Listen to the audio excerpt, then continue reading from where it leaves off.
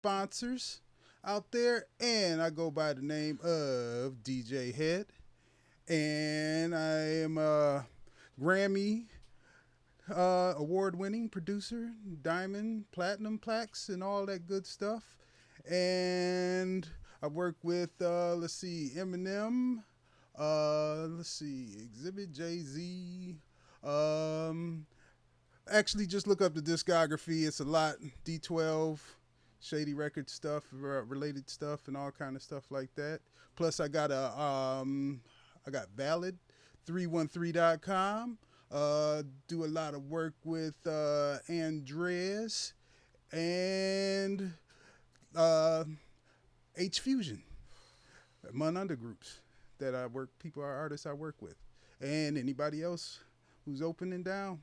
I'm always out and around. But today I have a presentation on stem isolation, and let's start to get into this.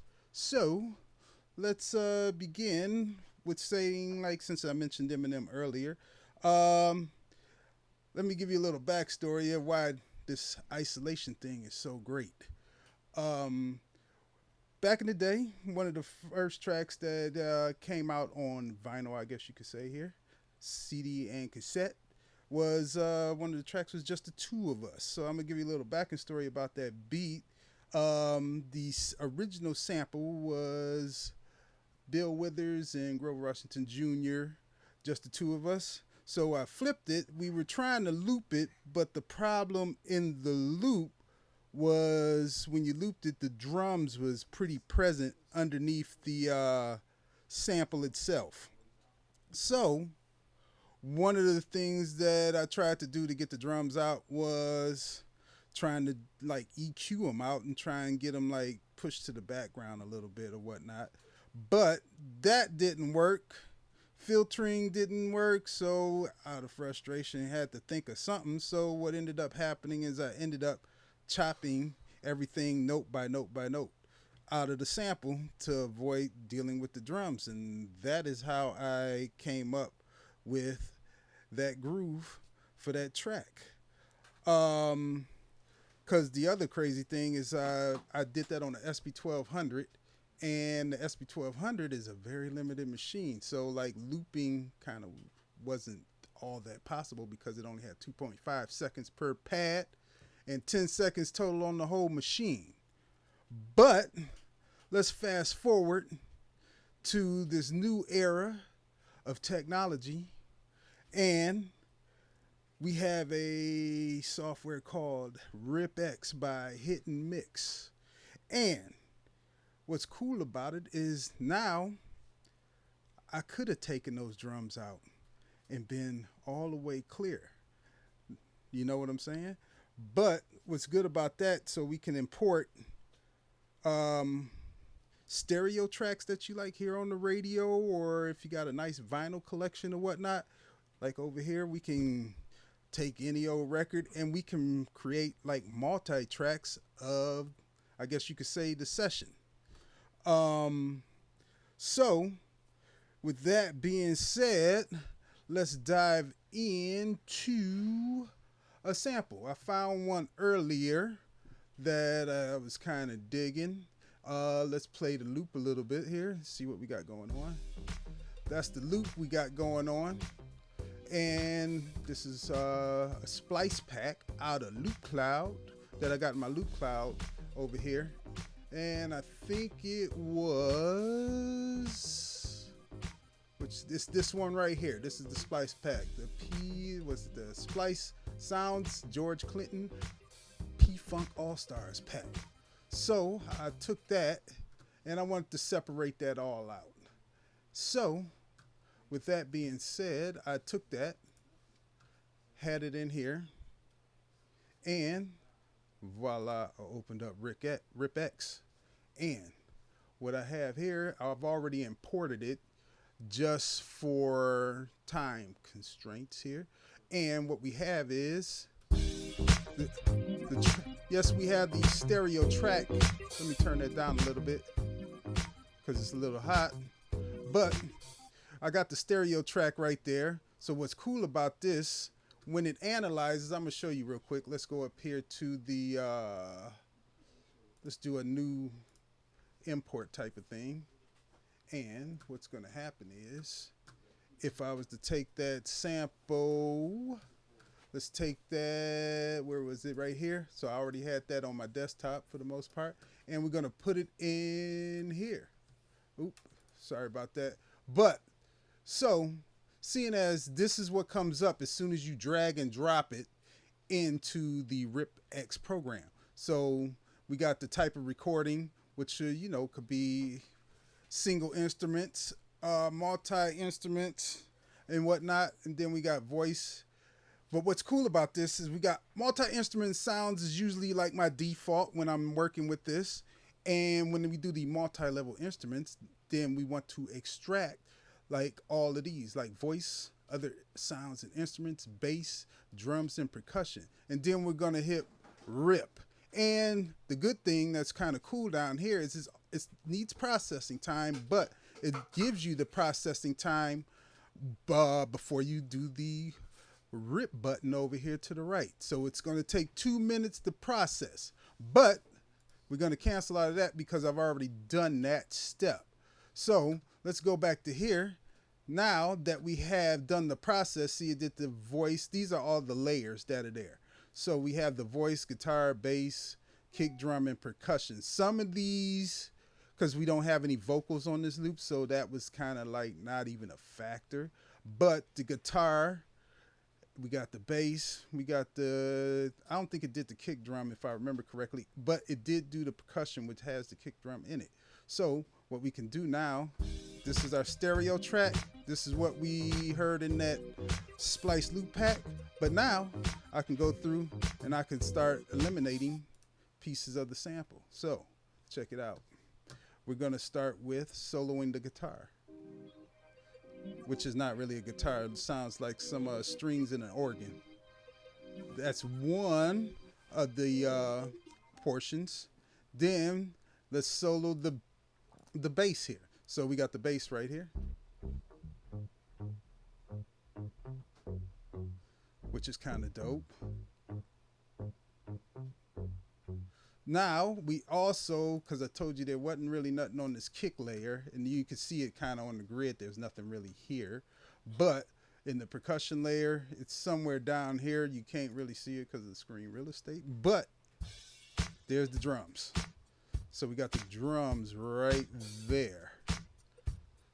And if we put all that together, we can like play with this and be like, and then like just start piecing it together how we feel. Now we have a bunch of stuff that's like multi-tracked for the most part, as if we were recording that to a reel-to-reel tape or in Pro Tools or whatever DAW you like to record in for your recording purposes. So the other cool thing is once we got that isolated in there, what's cool, like real quick, like cool stuff you can do is like we can like take a, let's isolate this bass note right here, right? So you see that? So what's cool is we can also like move it all around the grid how we see fit, you know. And what's cool also, we can go up and down like in octaves and do like pitches and stuff like that, but we can also drag these out, or we can shorten them up if we want to do that, which is kind of dope. So, and you can also do that with not just that, you can do that with vocals. If we have vocals on here, you could do that with your instruments, various instruments that you have on different layers. And another cool thing that, speaking of layers, that I'll talk about is, so see right here, we got this synthesizer that sounds like a little lead on top of that, and then we got some like a string, sounds like some synth strings under there, right? So one thing that's nice about RipX that I like to do a lot, if I got like quote unquote bleeding over sounds into tracks, you can actually like select a let's see, let's find something here. Let's do maybe, let's see what this section sounds like. So what's cool is like, see how when I selected those notes, you can select individual notes, so you can highlight over a broad spectrum of notes. But what's cool is these arrows popped up, and I can add a layer, name that new layer. We'll just leave it as new layer by default, but we can call it whatever, and we'll click OK. And I got the new layer, but now check this out. Now you see that section that's purple right there, right? So if I solo that out, now it's the new layer. This is just showing the new layer right here. And that's in the new layer. So you can move stuff around if it, to make further isolation and make it more isolated by moving like particular notes and stuff to their own layer if they're like bleeding over, like if there's just something like I want to isolate that over here also. So a lot of times, I mean, these things aren't 100% perfect, but it's a lot better than what it used to be by a long shot. But adding that new layer to move stuff around is quite helpful because you can keep adding layers and just moving things around. And that's kind of a cool thing. The other thing is you can adjust the volumes in here. You can do like little EQs and stuff like that. So that opens up a, realm of possibilities. So the next thing I want to talk about is now that we have all of this stuff like pretty much isolated, we can go to exporting, and you can put the exported files in whatever weapon you have of choice. So we can go up here and see how it says export right there. So with export, I've already done the exportation, but we have options. The two I mainly use here would be the MIDI and, the pretty much the audio, which would be the wave or the MP3, but more so wave. I usually go 24-bit wave, and then with MIDI. So we can export MIDI of this, and we can export audio of this. So once we export that, because it's already been done, let's go over here, get out of this program, and so this is my folder where I have I make two separate folders here. And see, it says right here, there's one that says multi-track audio, which would be all the audio. And if I was to play that, see how that's just the isolated bass line now? And same thing if I was to play the percussion, which would be the drums. We got separated audio. So I could take all of those, and what I did was here, I put that into Ableton. So now that we got that in Ableton, so let's play the bass part here. Let's see what's going on. We're going to play all this together in Ableton. Should hold up. Let me turn this on. Bam. So that's that. So it's pretty much, these are our layers. They are here. It's bass out. Some music out. We're not even going to worry about the stud kick. I know it's there, but it's not that big a deal because the majority of the drums are right down here in the drums. And then we can take them drums out. But that's the audio from those stems that you see in my folder over there. But the other thing is, so I got this down here, which would be, let's turn this off real quick. We have music, but seeing as you can export MIDI, what I got here is, like, say I didn't like that bass sound up here, and I wanted to just change the bass sound out. So we got, hold on one second. Let's say we got this bass line. That's that one bass. But say I didn't like that bass, and I want to put a plug in here, like I got expand right here, and I chose a double bass duo. And what I did was, let's close that down. I replaced the bass right here with a different bass because I felt that would be just a good example to change up the sound. So you can like keep going through like presets while it's playing. If you want to just change things up and just pick different sounds to mess with, and then you have officially replaced the bass. So, and that also works for the MIDI side. Now, I will say this. See all this MIDI data that's in here? Let me go press this up some. The So let's just play it real quick and see what we're dealing with. Because you're going to have to do a little bit of edit. Like I said before, it's not 100% foolproof, but it's a hell of a lot better than what it was. So check this out. Let's put the music bed in there. And we got, that's the wrong music bed. Hold on one second. Let's go down here and put that in. See what this sounds like without the bass. It's probably going to sound slightly close.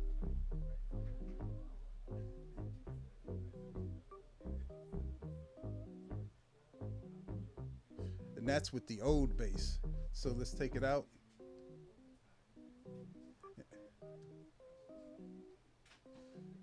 So you're probably going to have to do a touch of a little bit of editing of, notes that probably carried over from the audio. But we got something to play with, and then we can do the same thing as we're floating through presets of sounds to try different sounds. This is like, I think, a Wurlitzer sound in here, and then we can add that new bass in there.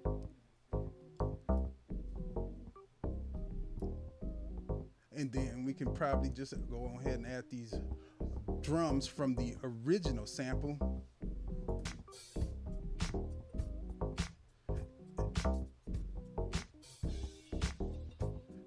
And we've used different sounds other than the OG sounds. The only thing we left was the drums. So this opens up all kinds of possibilities and control. So let's talk about the options that are opened up with this technology from just showing you this little example right here. One of the creative options is we're separating parts for sampling, as we've already done, which would be, like the bass, the drums, chord progressions, horns, whatever vocals. That's even a thing. So we can use those in sample-based production. So that gives us like it brings more life of remixing and redoing or whatever, as you can see, by having things isolated. So when we got those isolated, and if you're a sample-based producer, this is a lot of fun because then you can maybe I want to keep the original, maybe I don't. Maybe I just want those drums from this record that I found in the record store or whatever. Another good thing as far as this is with the MIDI extraction. So like you just witnessed, I can change out the sound of the MIDI data from what was played in the original audio portion and use that MIDI data just to change up. Maybe I want to move notes around in the project, or maybe I want the second half of the progression to go up an octave or down an octave. So that gives me options to move all around here. Another thing that's kind of cool with this is, say you're mixing songs down. I've had songs where I'll get the track and they use the sample and might be the kick underneath, but you're gonna add another kick more than likely on top of that loop or chops or whatever you have. But instead of having clashing elements like two drums or whatever, like one drum that's already tacked into the sample and your own personal drum, just to get better mix and make the drum that I put in stand out, I can take out the drum in that sample, which helps out a lot when you're mixing. So you don't have to, look for frequency, extra frequencies on a particular element. Also, it's also good for. I had a friend that had a commercial that he shot, and the audio was had a lot of artifacts in the back that it had picked up, and I was able to import it in here, and I was able to take out the artifacts that the client wanted taken out, and ship it back, and you put the audio back into the commercial video, and you got clean audio. Sounds real good. Let's see what else we. Let me think of something else that we can use here. Uh, oh, here's one. This is a good one. So, uh, we had a situation where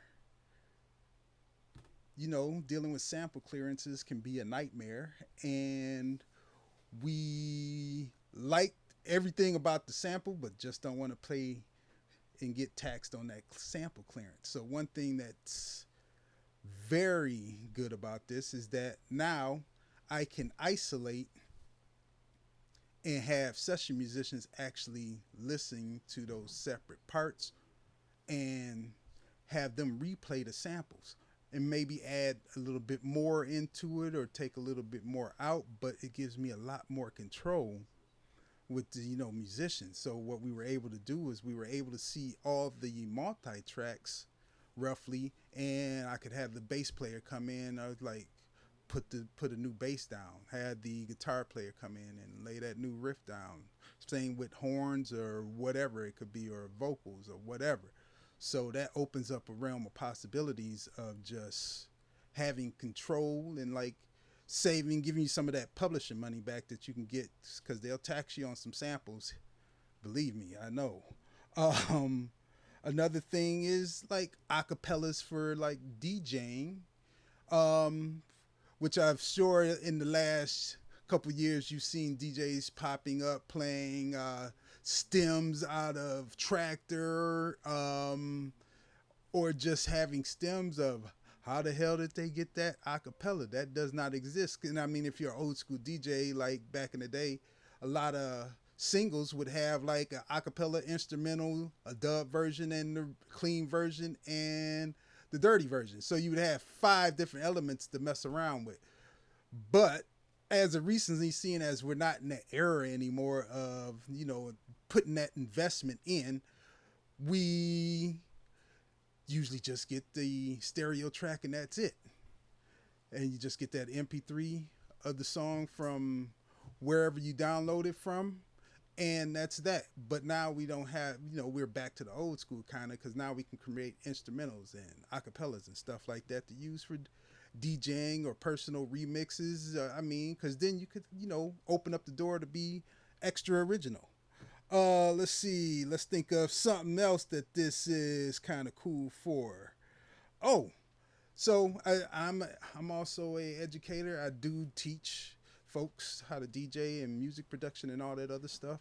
And one cool thing about that is when I'm teaching, I can actually have the students, if we're on the production part of the lesson plan or course or whatever you want to have it to call it, I can break down the track just like I did here and start, each week I have the student like, okay, let's start with the drums, so I can separate that out, and like they'll start understanding how the track was built from the ground up. So it's kind of like break it down and let's build it back up, so you kind of get like a good understanding of how your favorite radio track was put together versus how did they do that. Well, the mystery's somewhat gone.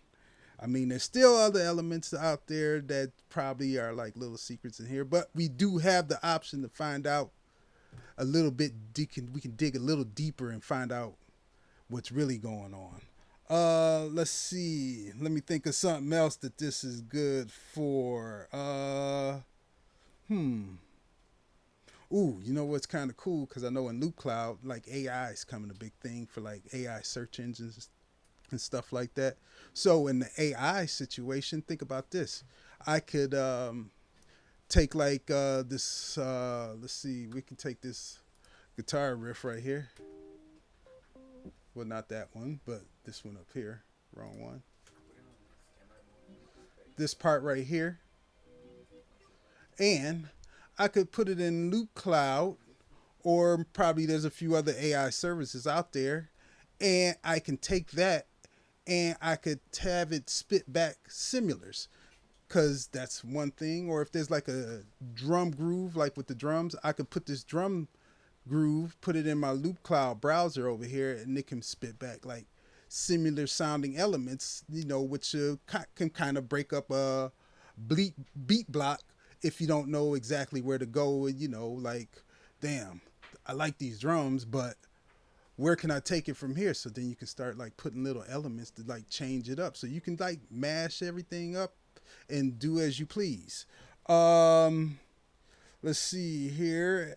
I think that's all of the options I could think of why stem isolation is like a very, very, very great thing. And with computer specs and stuff like that, I can only see the algorithms getting better as we get more processing power for this. And that, I think, should do it as far as audio isolations and stuff like that. So check out RipX from Hit and Mix and try it out. It's like, I think, a 30-day demo, but it's kind of cool, and it opens up a world of endless possibilities and control of sound. And I like to thank Spin Inc. and I like to thank the Detroit Electronic Music Conference for having me here. And I hope I inspired you to move to a whole nother creative space. And thank you for listening in, checking me out. And I go by the name of djhead. Just look me up. I'm all over the place. And thank you very much. And I'd like to say peace and check you out next year.